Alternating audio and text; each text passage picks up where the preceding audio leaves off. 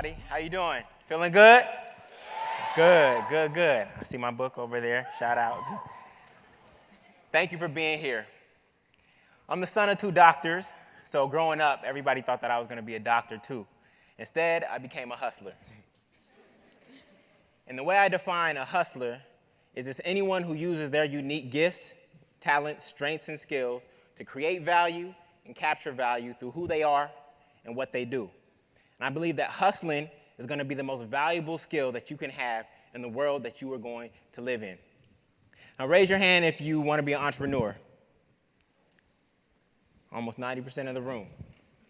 Raise your hand if you sold candy, raffle tickets, Girl Scout cookies, lemonade. All right, great. So you've all hustled before. Now, raise your hand if you've made $1,000 or more through one of your hustles before. Great, great. That's awesome. So many of you are already in this process of hustling. Well, my first side hustle was selling candy out of my backpack. One day, my mom came home with this jar of 100 Now-Laters, and I didn't eat candy like that, so I put it in my backpack, took it to school, and I was slinging them before class, after class, and sometimes during class for 25 cents each. I made $25 off that jar. Gave my mom the $10 back to go buy me another jar, and I kept doing it. And I was hustling until one of my teachers caught me. Now, I don't remember who that teacher was or what class I was in, but I do remember the valuable skills that I learned from slanging candy during school. And those skills have stayed with me until today. Now, whether we accept it or not, we are all already entrepreneurs. We are all already entrepreneurs. Now, some people may say, no, my parents are employees. Well, an employee is just an entrepreneur who happens to only have one big client, and that big client is their full-time employer. But in the same way that an entrepreneur does, an employee sells their skills and times in exchange for pay.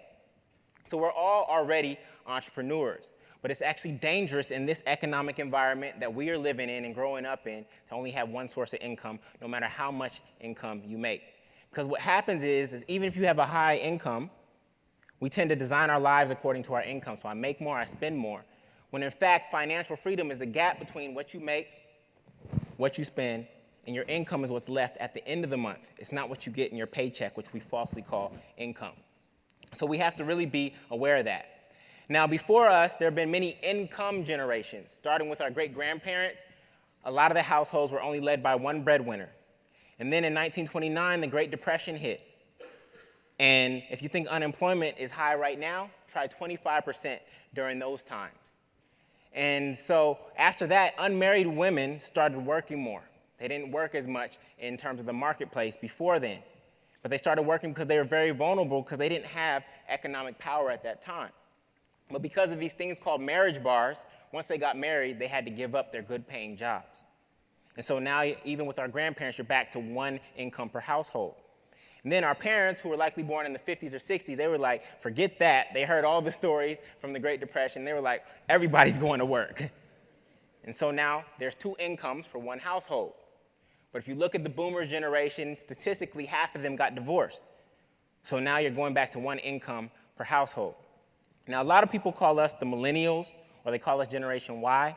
I like to call us the incomes generation. Because the way we are navigating the world, we know that we're going to need multiple sources of income in order to survive this very uncertain world that we're navigating. And whereas our parents took their one source of income and then they invested it in stocks and they try to diversify their stock portfolio, we're saying, forget diversifying my portfolio. I need to diversify the number of sources of income that I have. Now, when it comes to us thinking about our careers, oftentimes we have to choose between being an employee or being an entrepreneur. And I found that there's a growing community in between these two things, which I call side hustlers. And if you go search on Twitter for the word side hustler, you'll see an ongoing conversation of people who are talking about they need a side hustle, they have 8 side hustles because they're trying to get it. And here's what some people are saying. This person said, I realized this morning that counting side hustles, I'm living on half my income. That's a very cool thing indeed. I totally agree with that. This person said, the way the world is going right now, everybody's eventually going to need a side hustle just to make ends meet. This person said, true that. The side hustle is almost becoming a job requirement.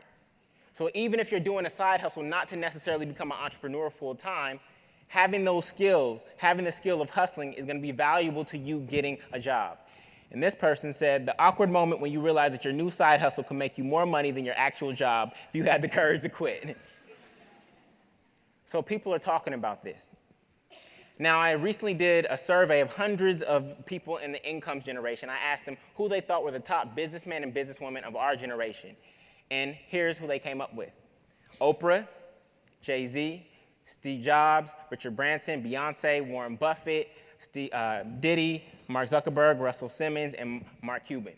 And what you'll notice about this group of people is that none of them became CEO by climbing some corporate ladder.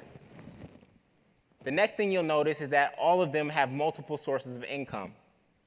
And the third thing you'll notice is that most of them have figured out a way to make money based on who they are. Rather than letting what they do define who they are, they let who they are define what they do. Because their personal brands are just as big or bigger than their company's brands. And so as you're navigating, some people try to get high-paying jobs and they try to work at good companies and they put the brand bigger than them. When in this day and age, you have to focus on your brand just as much. And even still, parents, colleges, and employers still sell us this idea of be good, get good grades, go to a good college, get a good job, work hard, and climb your way up the corporate ladder, and one day you'll be CEO. In our generation, we don't buy it. That's not what we want. And that's why a lot of colleges and employers are having challenges engaging and retaining our generation. Because at the end of the day, what we want is to create a storied career. And by a storied career, I mean a career where we have good things to talk about on Twitter, on Facebook, and on our LinkedIn profiles, because we're doing amazing things at work on a daily basis. So here's Jay-Z's resume. Now, of course, Jay-Z has never needed a resume, but this is created by Vibe magazine just to show his professional accomplishments. And what you'll notice about this resume is that it's a whole bunch of projects, from Rockefeller Records to Rockaware, to Translation Advertising, to Spotted Pig, to J Hotels, to the Brooklyn Nets. These are a whole bunch of projects. And for our generation, we're more concerned with having projects than positions. We're more interested in having things to talk about than titles. And we've also outgrown the idea of working in cubicles. We've outgrown the idea of commuting to a computer. We've also outgrown the idea of climbing the corporate ladder. We've looked at our parents' generation, and we've seen a lot of them fall off the ladder.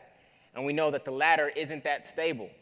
And you climb and you claw and you climb, and you realize that your ladder might have been leaned up against the wrong wall, or that your potential actually goes higher than the ladder actually goes. We also know that the 40-40 Club is closed. I'm not talking about Jay-Z's 40-40 Club. I'm talking about the 40-40 Club, the idea of working for one company for 40 hours a week for 40 years. And as a result, our generation is expected to have 5 careers during our work life. Now, the older generation looks at us and they think that because of that, we're disloyal, that we're lazy, and that we're entitled. And when I look at you, I know that that's not the truth, because I know your stories. I listen, I've heard, I've interviewed, I've asked, I've talked to people. And I know that that is not what our generation is about. What we do know is that if we try to apply the same framework that the older generations applied and get the same results, it's going to be unlikely, because the world has changed so drastically. So we're not saying that the older generation was wrong. What we're saying is that their way of doing it isn't going to work for us. And so we're trying to figure out another way to go. So for us, a career isn't something that's built for you by somebody else, by an employer. A career is something that you build for yourself. And my acronym for career is creating amazing results that even entrepreneurs respect, whether you decide to be an employee or an entrepreneur. And I'll give you an example of an entrepreneurial employee. This is Art Fry. Art Fry was an employee at 3M, and he created the Post-it note as an employee during the 1970s and 80s. And it took him 10 years to get 3M to bring the Post-it note to market. And now we know that the Post-it note was obviously a huge success, right? But it was the innovation of an employee, not an entrepreneur, that created this value. And because of his innovation, There's a factory in Cynthiana, Kentucky that employs hundreds of people where most of the world's Post-it notes are still made today, even though the patent has expired. So we often talk about entrepreneurs create jobs and employers create jobs. No, employees create jobs too. And the way we're going to pull ourselves out of this economic environment that we're in is when even employees see themselves as job creators.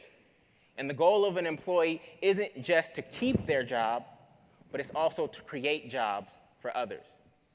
Unfortunately, a lot of companies don't embrace this kind of innovation and create cultures that allow for this. And it's sad because the reality is that while most people say they want to be entrepreneurs, the reality is that most people will not be entrepreneurs, but they still want to be entrepreneurial. There are 312 million people in the United States and 28 million US firms. So only about 9% of people are going to really pursue entrepreneurship at the end of the day. So the question becomes, how do we unlock the entrepreneurial spirit in the other 91% that are out there? How do we tap into their desire to create meaning, to create a legacy, to create something that they can point to and be proud of? And we have to figure that out. Instead of waiting for the next Steve Jobs, how do we help Steve's job over there in the corner, in the cubicle, who's been crunching numbers for the past 10 years, who knows the company inside out, but has never felt he had the voice, the autonomy, the support, and the resources to bring one of his ideas to the forefront? Because at the end of the day, our generation wants three things from work. We want to be able to create value, we want to be valued, and we want to do work that aligns with our values. And if organizations don't create this kind of environment for us, we'll do what our peer, LeBron James, did. We'll take our talents to South Beach. And we'll create our own team, and we will pursue our dreams there. Now, keep in mind, LeBron James, when he was a free agent, could have made $27 million or more on any other NBA team. But he settled for $17 million to play with the Miami Heat because his legacy was not about being the top paid player. His legacy was about winning NBA championships. It was about more than the money. It was also about the meaning of his career as a basketball player. So that brings me to corporate America's biggest secret. And the huge secret is that over 50% of the members of the income generation have some sort of side hustle that they're doing before or after work or on the weekends. And these side hustles are making money consistently, occasionally, or they're break even. And the other 50% have ideas. And the reason is not because we're disloyal or we're not engaged. The reason is that because our generation is being forced to think about how to navigate a career and not depend on one source of income. So let's just say, for instance, that millennials, our generation, was a stock that you can invest in. And the way you evaluate a stock is by looking at the income statement and the balance sheet. And everything that you would hope should go up is going down for us, and everything that you would hope would be going down is actually going up. So let's just take revenues, for example. Labor's share of the economy is at a 50-year low, meaning that wages are being depressed. They're getting lower and lower and lower. On top of that, 13% of our generation is unemployed. And then there's a larger percentage that's underemployed, meaning that they have skills that are up here, but they're only getting jobs that allow them to work at this level. So we're making less revenues. Expenses are going up. The cost of housing, healthcare, education, food, and fuel are all going up. In terms of our assets, 37% of households led by somebody who is 35 years or younger have a net worth of 0 or below 0. And on top of that, in terms of liabilities, they're going up. The average college debt for our generation is over $26,000. On top of that, we have $5,000 in credit card debt on average. So we're not in a good situation as a generation, and it's not our fault. But what it is forcing us to do is think about our employer as just our biggest client, not our only client or our only source of income. We're trying to figure out other ways to add to our bottom line. And this is what side hustling looks like in reality. This is actually a dollar sign on this side. And you look at the S, and the S is like the economy. It's going to go up and down. And as individuals, we don't control the economy. Collectively, I think we do. The bottom line is your main hustle. That's what's going to keep you afloat in this world that we have to navigate. And the top line is your side hustle. That's going to give you extra income to navigate the uncertain ups and downs of the economy. And this is essentially entrepreneurship without the risk. A lot of people think that if you want to be an entrepreneur, you have to jump off the ship or jump off a cliff. And you can actually do it in this way, and this is how I did it, and this is how I got to where I am today. Now, a lot of companies frown upon side hustling, when it's no different than somebody choosing to spend their time running a marathon after work or on weekends. It requires the same amount of energy and time and effort. And the reality is that companies have side hustles too. This is Apple over the past 10 years, and you can see that Apple's main hustle was computers in the early 2000s. And it started these two side hustles called iPod, iPhone, and iPad. And those side hustles have outgrown their computer business. So companies have side hustles too. You look at Google. Google's main hustle is Google search, right? And Google is always searching for what's next, no pun intended. But they also have Google Glasses, Google Maps, Gmail. These are all side hustles because they allow their entrepreneurs 20% time to work on a project that they're passionate about. And that's how you innovate. That's how you lead things to the future. So if we're going to lead corporate America to its new future, I think it's going to be our generation that does it. Because organizations are going to need inside hustlers. They're going to need more art fries, and I think our generation is the best to do it. So that brings me back to my first side hustle, the now laters. Now, I can't guarantee you that your parents are going to be able to help you now and later. I can't guarantee you that the government and social programs or Social Security are going to be able to help you now and later.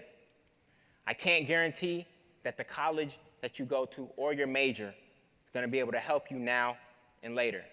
But what I can guarantee you is that your ability to create value using your unique gifts, talents, strengths, and skills to hustle will always help you now and later.